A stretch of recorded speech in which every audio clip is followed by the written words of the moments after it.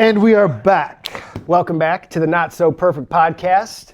Matching everybody. Gerardo Cornejo, the one and only.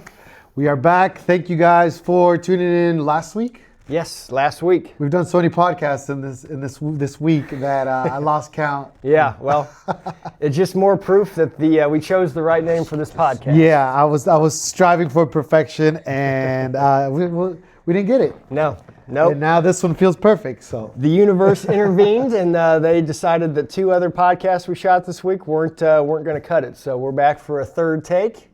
It triggered me. Third time's the charm. Yeah, third time's the charm. Those weren't meant to be. We learned a lot about one another through this process this week. So it's Matt learned that I'm not perfect. Yeah, well, I know none of us are perfect, but it's nice when you actually see it in real time. The guy that you're always looking to, that's always upbeat, always positive, always in the right mood at the right time, and it's nice to see that sometimes he's vulnerable as well. Yes, thank you for letting me be vulnerable. I really appreciate it. Well, just goes to show you that we're not all perfect. No, and again, thank you for watching the previous podcast, which I found out, I just brought it up to Matt, that May is Mental Health Awareness Month, which is why the race happens in May. And thank you to those who participated on the race, and thank you those for watching about the suicide. And Matt had a cool story about his dad. His dad actually watched that podcast. We've gotten great feedback on it.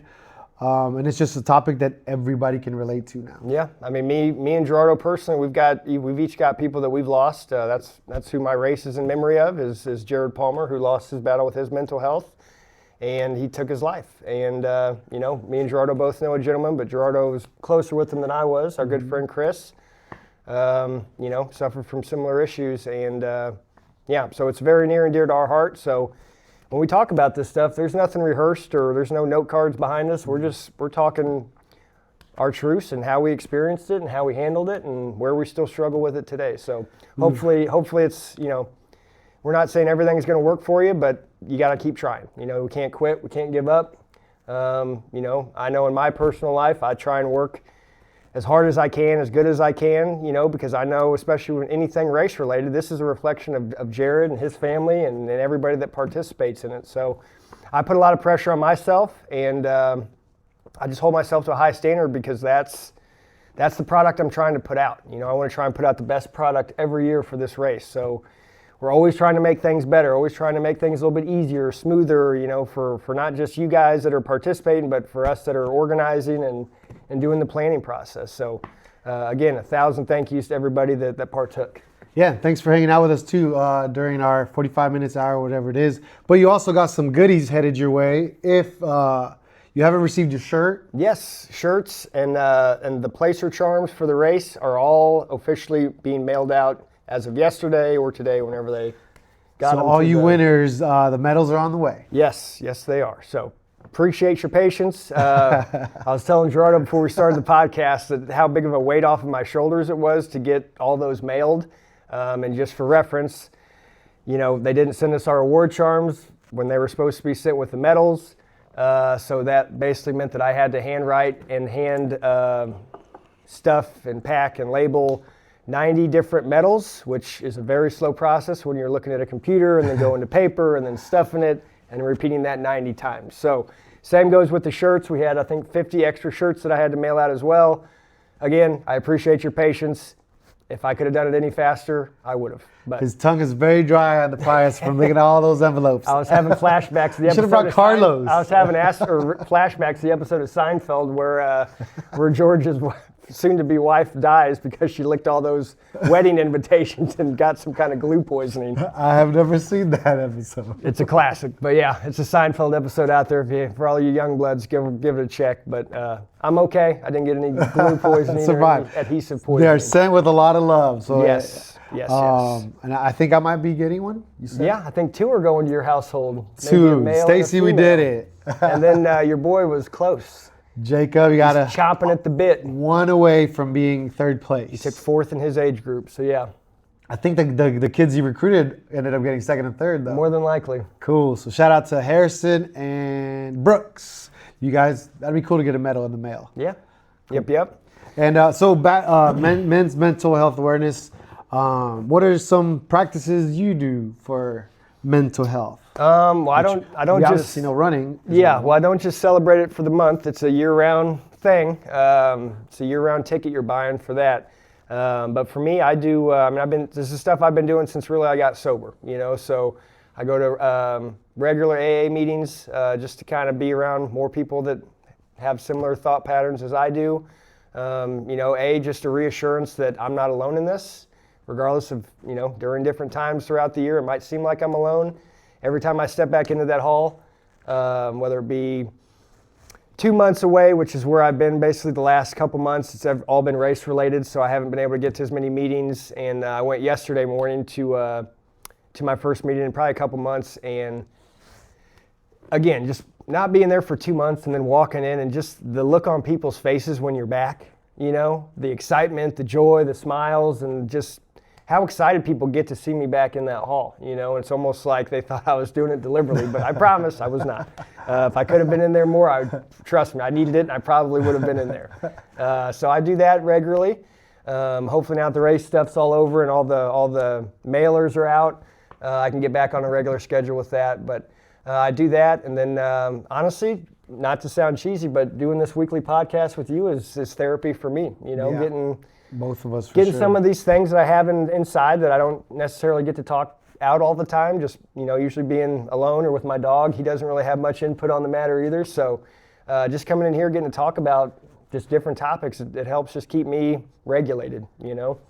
Outside of that, the running, the lifting weights every day, it's just that's what works for me, and I don't need to ask why. I just know it works. So that's just what I do. Mm-hmm. Outside of that, definitely from a spiritual aspect, gratitude, thanking God every day for all the luxuries I have in my life that I'm probably don't deserve. But that's been a very easy thing to incorporate in my daily routine, that it's not going to take a lot of your time, but you just have to be present in those 5 minutes that you're doing your morning reflections or your morning gratitude list or whatever your day looks like. So simple things. Exercise the mind, not just for the physical look, but also the mental relief of getting that dopamine hit from all that exercise. Yeah, now I'm taking advantage of that now because wintertime, it's tough. It is. Yeah. It's tough to get it done in the wintertime. So morning walks to the workout, to breakfast with my wife, to the kids. One thing that we practice monthly with my friends for mental health, for men, I was telling Matt about our man day. Stacy we get to have a man day, and it consists of dudes being dudes, from breakfast to golf to boating to pools. Yep. And for those hours, we just get to be dudes and let it all out and feel just normal again. We're one of us. Mm-hmm. Yeah, I had a client yesterday, actually. I was telling her kind of what we were talking about this week. And, she goes, now, you know what the problem with guys' days are? And I was like, what's that? They're like, either A, they tell you the night before, so there's no coordination or planning. I said, well, that comes from communication. That comes from a good, positive communication between husband and wife, kids, whatever the dynamic is. And she said, well, then the other problem is whenever they do go out for their 1 day a month, they come back so drunk they can't stand up, or they're no help for the rest of the night. So they need more days. So what it sounds like to me is there's definitely a fine line between having a guy's day and then just going out getting drunk. Guy's day is supposed to be, not saying you got to stay sober, you can have drinks, but if you're coming home worthless to your family, that's not really the point of having a man day, because then if that's how you're showing up when you get home that night, guess how you're going to be feeling tomorrow morning? Probably pretty rough, and then you're already behind the 8 ball there because you're not going to be as effective as you would be if you. And you know what? That's how my man days did start in the beginning. Yeah. Well, they were just like, we're going out and we're doing it big today. Yeah. Well, multiply that by having man day every day, which is what I was doing for the better portion of my life. Man. So you practiced a lot of mental Imagine health. how long that takes for your rickety boat. Didn't just put gives that out. into perspective. Yeah. Dope. Now it's just an opportunity to get a step away from work with the people you work with or your friends that you haven't seen in a long time or a while. That's always good, and everybody gets to reconnect, and we get to pick back up where we left off. Mm-hmm. Yeah, and I do similar things with my buddies. I have every week or 2 weeks, me and a buddy of mine always have coffee. He's a firefighter here in town, and we just kind of vent. We do our thing. We grab coffee, we go for a walk, we talk to people downtown. You know, and then every once a month, me and probably 5 of my closest buds that are here in town will get together for lunch. Yeah. You know, and that works great because guess what? If we do anything after hours or after work, they've got wives, they've got kids. You know, a firefighter's work schedule is a lot different than a traditional work schedule. You know, so it's just easier if we have those days where we just get lunch, we get coffee. There's no ifs, ands, or buts about it, but we do it. And it's, yeah, it's good. Just a nice refresh, reset, get to see how everybody's doing, how the babies are doing, and how the kids are doing, Beautiful. and how everybody's wives are No, doing. and the exercise part, you know, that is such, it connects everything. Yeah, yeah, The boxing here completely took me out of my brain. yeah. You know, that and punching stuff and hitting stuff. That always helps. It helps. Yeah, I was joking with my girls earlier this week. I told them, I said, now ladies, it's like that. You do know, statistically speaking, the more that women come in here and hit a heavy bag or a speed bag, the amount of female to male abuse drops significantly. And they said, are you serious? I don't know, but that sounds great if it's true. So I don't know if that's true or not. Somebody can fact check me, but I feel like it's just a good outlet, especially for women that, you know, you're expected to act a certain way and you're not supposed to be, you know, when they come in here and get to just let their hair down and hit stuff and not be judged or not be looked at differently, you know, they leave here.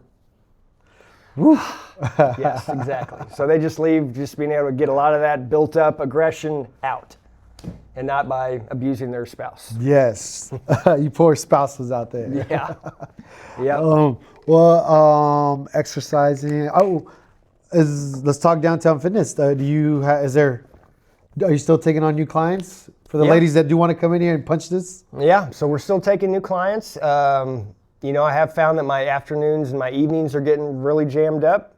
So I've started working 7 days a week now, doing Saturday mornings and Sunday mornings. So, you know, it's just getting tough where you get to that, you know, I've only got so many evening slots available. So when those fill up and people want to come in and work out, you know, the options are just getting slimmer and slimmer. So if you're interested, give us a call, give me a shout, and we'll get you hooked up. Downtown Fitness, baby. Downtown Fitness. Yeah. That's right.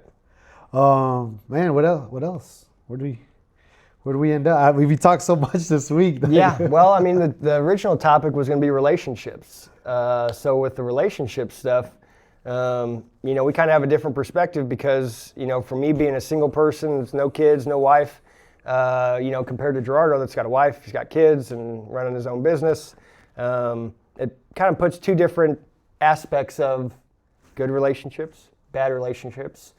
What do you got to do to make them work? What doesn't work? From a married man. Oh man,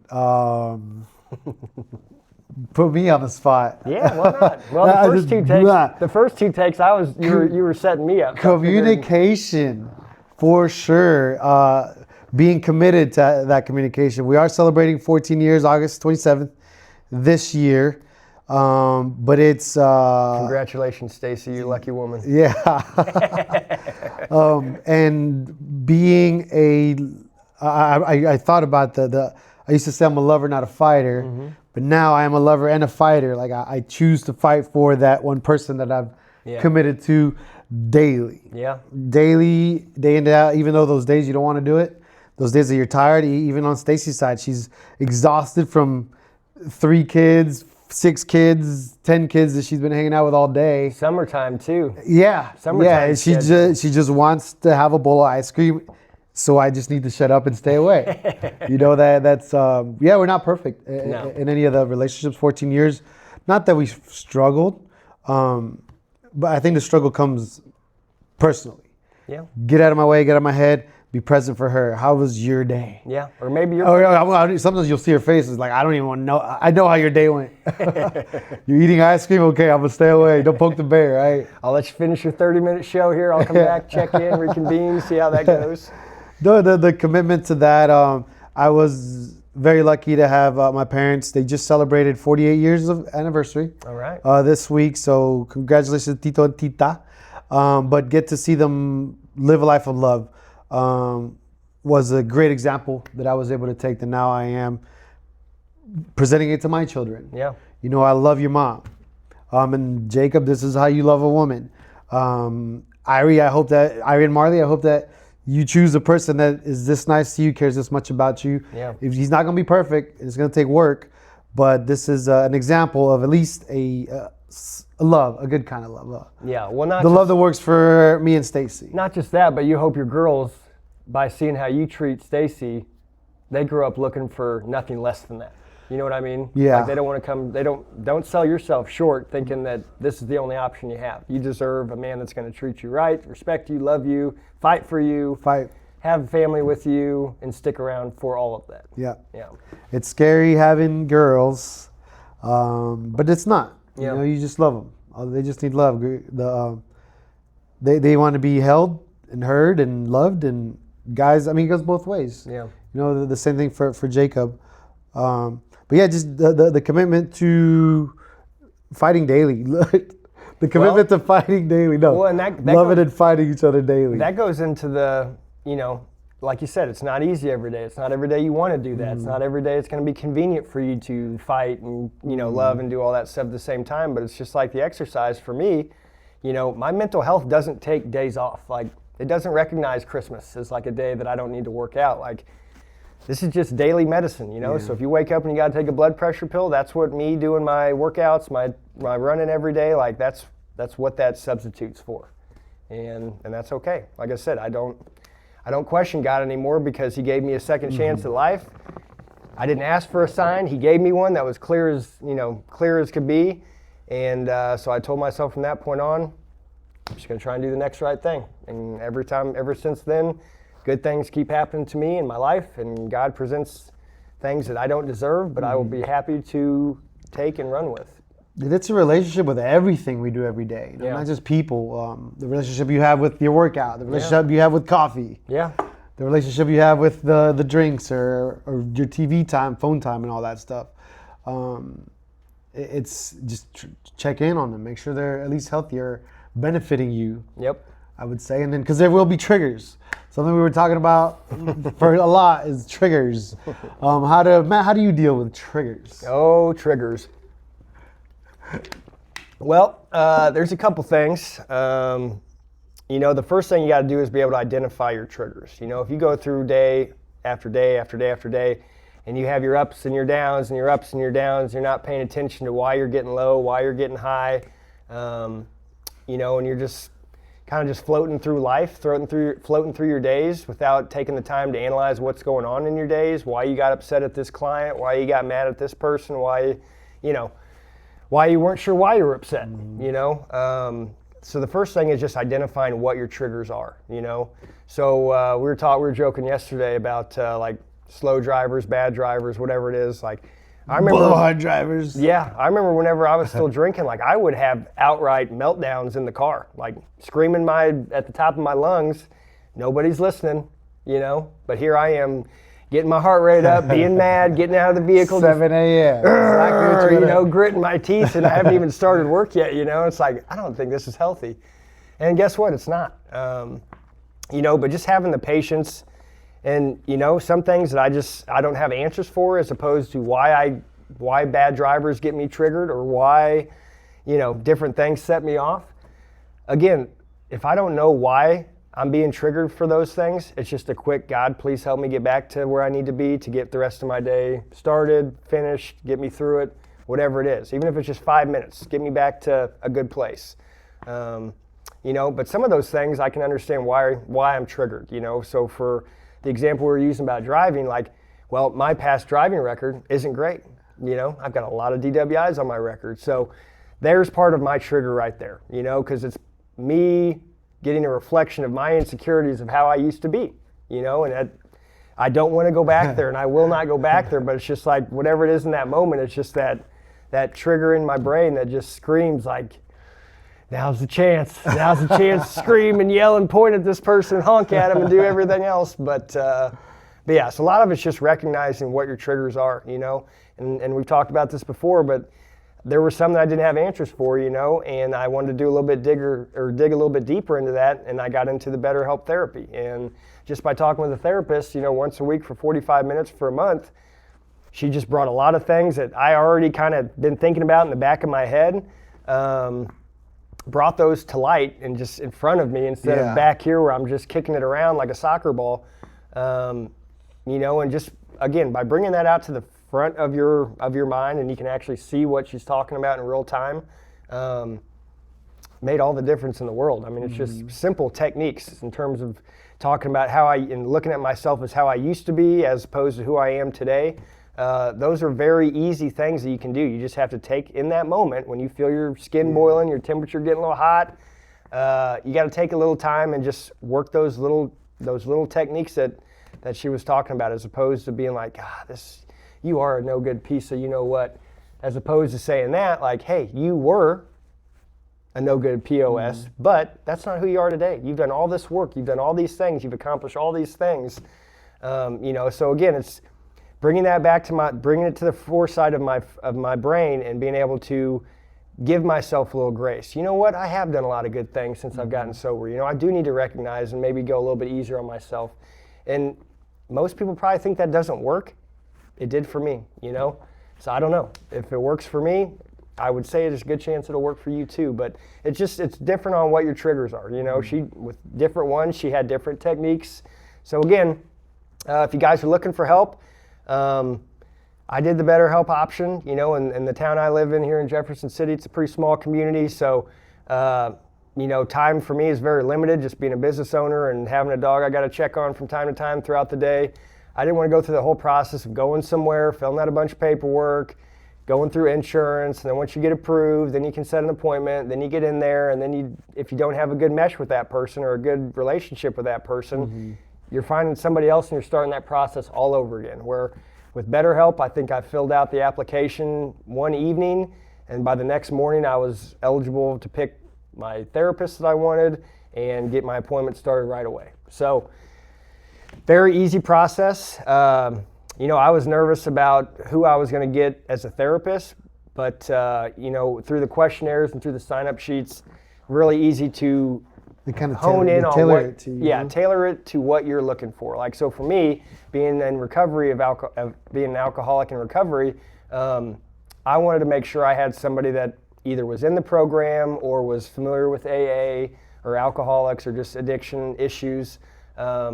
Because some of the stuff I was telling her, like, if you're not familiar with alcoholics and just the behaviors that go along with that, you're probably going to be recommending me a straitjacket as opposed to therapy, or different kind of therapy, shock therapy or something.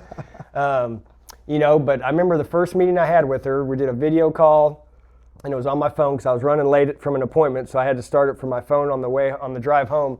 And the first thing she led with was, "Hey, my name's Linda. I've been in recovery since 1985. So instantly, like, my guard is down. I'm, okay, this is okay. All right. So I'm not already starting guarded and defensive and this and that. So again, guys, it's very simple. And another neat thing, they took my income that I make every year and they based that off of what their charge is, and I actually got a lower rate based off of what my income is. So I wasn't expecting that. I wasn't planning on that, but again, something that they do that they don't have to, but they do. So if you're looking for it, shout out BetterHelp. We might put that, we'll definitely put that link down there. Yeah, because again, they can help with anything. If it's, addiction, triggers, relationships, communication, I mean, whatever you want to get better at, they've got somebody that can handle it. And a podcast I was listening to earlier in the week, triggers are just an opportunity to get better. Yeah. And it's just awakening you something that you're not free from, and we direct triggers quickly to a relationship, something that other person does you don't like or continues to do it. Yeah. Help them out. Again, bring it to the forefront and say, hey, this is just something that I don't like. Yeah. How can we improve this? How can we get better? It triggers me. It bothers me. And I think that's very helpful. Just to continue to stay at peace, right? Right. Well, I mean, just like take an example, like in your line of work. Okay, let's say you bring on a potential new agent, okay, or a new real estate person. You have an expectation of the person you're looking for. This kind of attitude, this kind of positivity, this kind of interaction with people, and da da da da. But if that person comes in and the first thing they do is they've got complaints and they've got excuses and they've got this and they're 20 minutes late and it's not their fault because X, Y, Z. Instantly, whether that person works out as an agent or not, I would assume that you would have a conversation with that person explaining why it will or will not work out, you know? And again, that's not necessarily a knock on Gerardo for being a mean person and how dare you and this and that, but it's like, look, the sooner you can figure these things out, the sooner that's you the will cheat find code, the man. sooner you will find success in whatever it is that you want to do. Maybe 6 months from now you come back and meet with Gerardo again and you've worked on all those things and you're in the right mindset to do this job, you know, but you can't have somebody doing real estate, I imagine, that's negative and constantly pointing out the... And it's 90% of the agents, you know. Yeah. I'm So you too can old talk, to... You can talk a little more on that. I was just Yeah, bringing no, up an it's a example for- perfect example. It's the workplace, you know. Who doesn't have... That's why Matt works alone. But Haven't had any takers on people wanting to join the team. Like if he's going to make it's a us requirement to run 10 he's going miles to make us in the run 10 morning. miles a day, I'm out. Hard out. But I think I'm too old to have the capacity for that. I love that word now. That can you handle this? Can you be with this? Do you have the capacity for this? But I don't. We were talking about this in our meeting. Well, what's more important? It was a quote that Bashi brought up about money over time. What's worth more, money or your time? As a family man, as a married man, time is of the essence. We have about 5-6 more summers with Irie till she gets to be a young lady to decide where she goes on with life, whether she continues. Of course, well, I want to keep her forever. Yeah. But no, it's like we got to help these kids fly. Got to let them blossom. Yeah. So the summers are getting less. So we go all in on summers now. We make as many memories as possible. Yes, build your bucket list. To just be there, present with them. That's huge mental health on just being present with the kids for me. Yeah. You know, because my dad, it was a promise that he would always tell me, take care of your kids, take care of your kids. I was like, Dad, look where I put him. Look at this house. Like, they're in safe cars. Like, even to that, you know, like they are safe. They're taking care of, I am taking care of him. Like, just tell me I'm doing a good job. But that was the completely wrong angle. He was just like, you'll figure, I couldn't figure it out at the time, but I figured it out. Just take care of your kids. Yeah. It's just a reminder every day. Well, and here's the thing about kids too that gets overlooked a lot. Like, they don't care how big your house is. They don't, they want a house with mom and dad, and their sisters and their brothers and all that stuff. They're not focused on the material things quite like adults are, So they're not worried about, well, I got this nice car for Stacy to get the kids from A to B, and then I got the house, and then we're building the shed, and the kids are like, Dad, when are you coming home? Like, that's all where's Dad? We want Dad. I don't care if you're driving a Ford Pinto or if you're driving a nice truck or if you're pulling the boat, whatever. Marley broke my heart this morning because she's like, Daddy, I don't want you to leave. That's gotta be hard.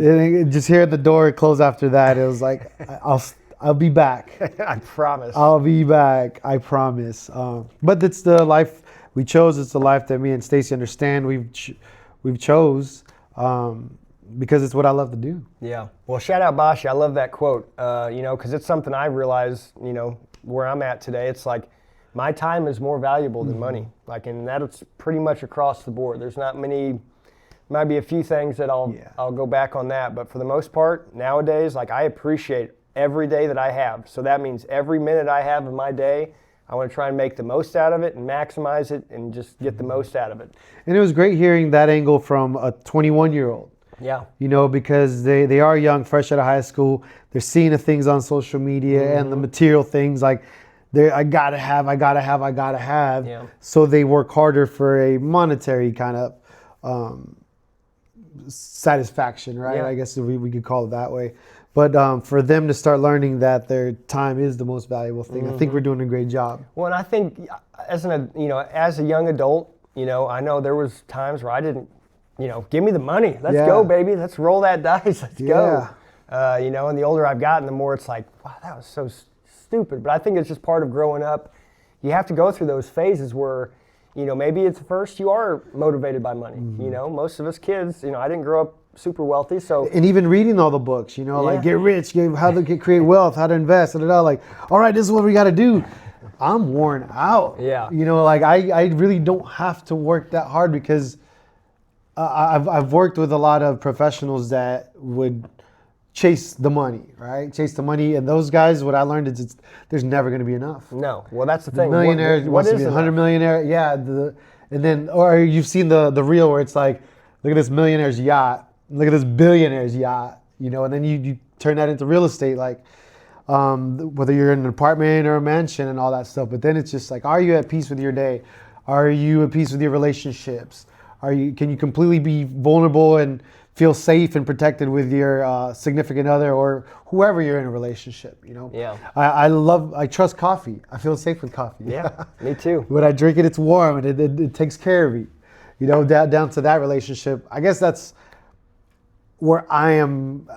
That's what I'm searching now in relationships. Well, and you know, there's a quote that Joe Rogan says, and he says it a lot, but it's one of those where he talks about a friend of his that's a billionaire. And he's like, net worth, I don't know, we'll just make up a number, $4 billion. All he talks about is his buddy that's worth $7 million or $7 billion. Chasing and chasing and chasing. The point of that story is Joe's always says, when's enough enough? Yeah. Like how much is enough money? Like clearly you have enough generational wealth that your grandkids aren't going to be struggling for money. Like enjoy the time that you have, because again, you can't take the money with you, right? And protect who you're having those conversations with too. Yeah. I think we did cover that, because we don't have our circles we don't have those triggers in our circles now. No. The negative people you were with 7-8 years ago, they're no longer around. They haven't heard from you. Phone stopped ringing. The phone stopped ringing. That's what you said. The Phone stopped ringing whenever I got sober, because they weren't, you know, that just tells you who true friends are and then who the barstool friends are. Mm-hmm. Yeah, because that's like the group of people I have lunch with like once a month.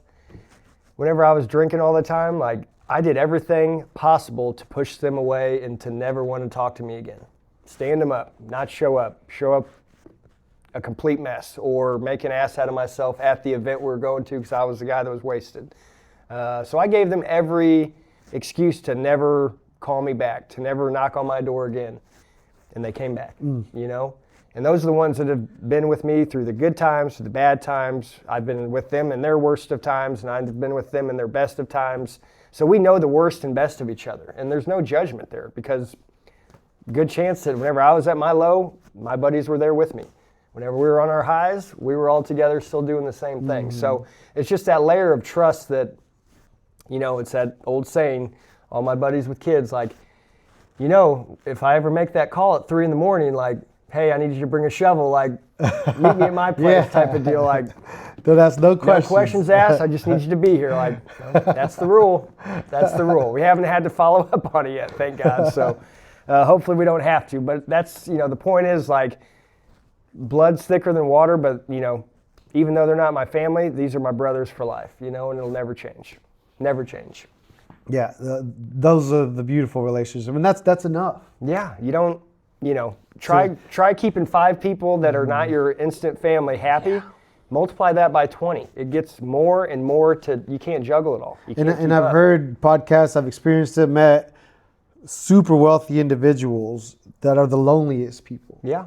You know, because people do just are only their friends just to be around the things they have, to post where they're at. Yeah. To show what's going on that day. To show that they're on the billionaire's yacht. Yeah, and then there's the billionaire over there all by himself, lonely, you know, 5th marriage, 6th marriage. Yeah. Kids that are not well, you know, and suffering in their families. So it's a great question to ask. What is enough? When is enough enough? Yeah, I mean, it's going to be different for everybody. I mean, everybody's got different goals and different motivations, but yeah, I mean, just don't put too much emphasis on the dollar amount and just put more emphasis on the time. You know? We got it so good just to be in the United States. Yeah. We came from El Salvador, third world country, which during the 80s, it was the deadliest place to be at. And during the 90s, it was the most dangerous place to live at. Dangerous and deadliest, I think. But taking the kids back to El Salvador, to the small towns, to seeing the dirt roads and the dirt on the houses, like that's their floors. Yeah. You know, and they were blown away that people still live like that. Okay, so now come back home. Yeah, and even they the cool experience was my oldest was like, Daddy, nobody's nice anymore. As soon as we landed in Dallas Airport, one of the busiest airports. Yeah. She's just like, oh, like just this, like nobody's nice, nobody's positive here anymore. Like, let's go back to El Salvador. But it's the third world country, the poor country, and here we have it all where they don't have much to show for Yeah, themselves, which but they're the tightest knit families and communities. yeah, like Salvadorians think in the United States you have it all. It's you just show up and it's free, or not freedom. Freedom and happiness. Yeah. And this last visit, I was talking to an employee and they said there's so many Salvadorians moving back to El Salvador. They came to the United States because it's too much hard work here. Yeah. And think about how stressed we are here in this country because of the amount of work we have to do, how much the cost of living is. People, again, they just deal with it because they have to provide, they have to protect and all that. It was like, no, it's not that good over there. We're going to go back. Yeah. And then they got jungles and forests and oceans and great weather. It's hot there all the time, Yeah. So, but it is really good here. I've reached that point too, I think, in my age where I appreciate my time. And I used to think, I was like, oh, but I got to get to $1 billion. Yeah. I got to go tell the story of how I made $1 billion. Like, no, I'm just hanging out with the neighbors in our front yards Yeah. with the kids playing. Yep. And we're all at peace. We're not running from anything. And it's all good. Yeah. No, it's definitely it's a fine line of how to follow things, but I just think just nowadays with, all the social media at the fingertips in your pocket all the time, just all the information you can just take in and absorb, like there's a lot of information to take in and absorb without a phone, One of my favorite things I do now is I was walking, I had a meeting the other day downtown at High Rise. Shout out High Rise.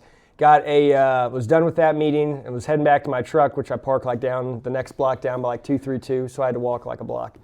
Well, walking that block, I had 3 different people honk at me that were driving by that I knew that, oh, hey, how's it going, And one of them was a good friend of mine's older brother that I hadn't seen him forever. We were giving him a hard time because he was driving a windowless van.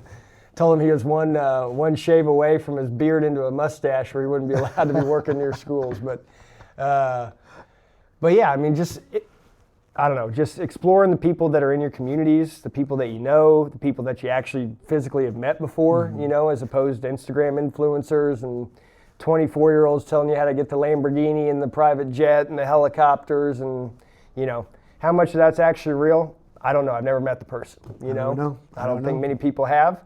So there's a lot to learn in the community that surrounds you, whether it be at work, at home, when you go to the grocery store, when you go to PetSmart, which I did this morning. Like, yeah, there's people to be spoken to, there's conversations to be had, and you don't have to be in big, deep conversations with people. Just, hi, ma'am.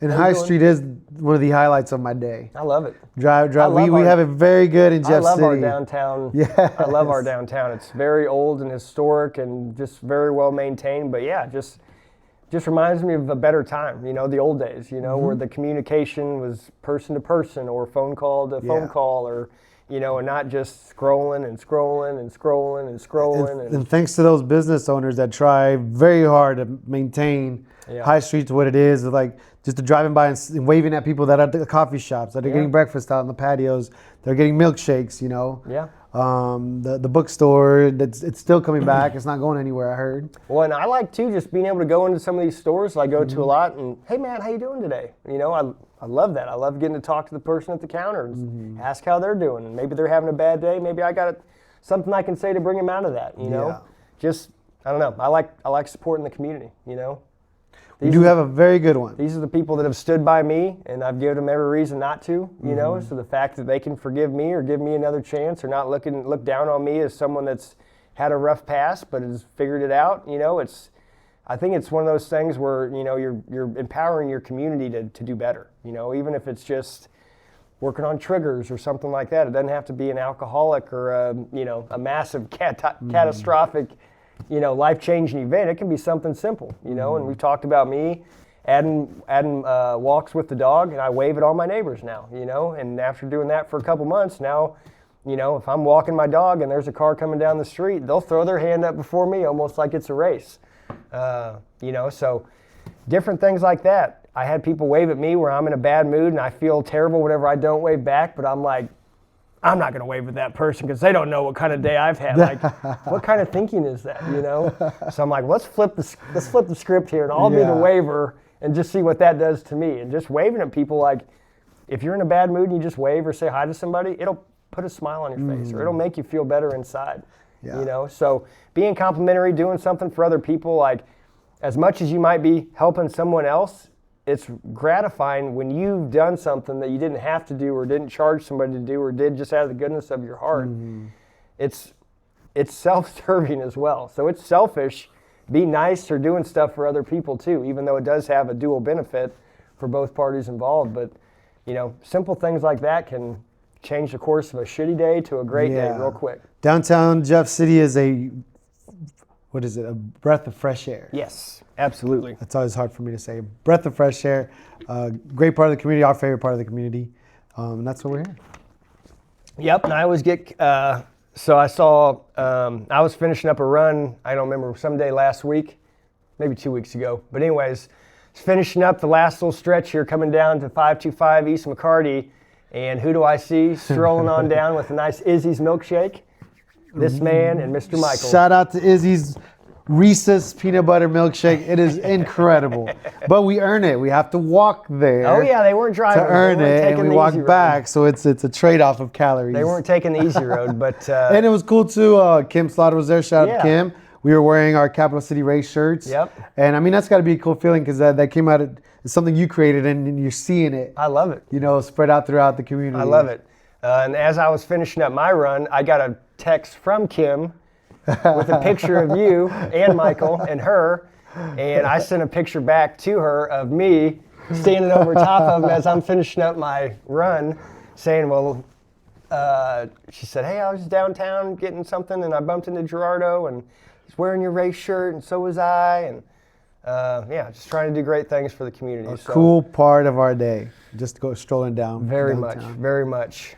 But I think that's good. I think we got it. Yeah, we got it. Right now, my anxiety now, I have to walk over to that phone to see if it's recording. So, well, practice makes perfect. I'm about to be triggered. Yeah, practice makes perfect, and we are not so perfect. But we appreciate you guys listening. Any feedback you can give us, guys, we appreciate it. We're still pretty new at this. If you guys got certain topics you want us to talk about, it's kind of just a crapshoot from week to week, whatever's on. I did. In the comments, someone said discuss sobriety. Okay. We'll bring that topic up. Well, I do feel like if whoever that person is that made that comment, like, honestly, it gets brought up in every podcast in some capacity. So whether it just be, if that's not the topic, my journey through sobriety is always talked about because everything goes through that. You know, it's kind of like a filter, you know. And even if, I guess you don't even have to be recovering alcoholic or to just say sobriety. It could just be like, hey, I just don't drink anymore. Yeah. I mean, Joe Rogan came out, he's been 2 months sober. He's like, they're like, dang, what happened? What's the deal? You sick? What's going on? He's like, I'm kind of over it. Yeah. You know, he's like, here I am talking about health and fitness all the time. And, you know, not that he was getting drunk all the time, but like, he just didn't see, the upside isn't there anymore, you know? He's like, I wake up, I feel terrible, dehydrated. I got to do all these extra things I wouldn't originally have to do if I was just keeping it good, you know? He said, but the thing I've noticed is I still have a great time. Like, I'm not the guy in the corner that's, you know, staring at the wall because he can't have fun because he can't have drinks. Yeah. Like, and in that line of work as a comedian, like, surely they're funny enough that you don't need alcohol to get you through it, right? I forgot that he started as a comedian. Oh, yeah. Still is. True. Still is. Well, thank you for watching the Not So Perfect podcast. As always, Gerardo Cornejo. Matt Chin, thank you very much. Appreciate you guys. Let's see if this phone survives. Have a great weekend. Peace.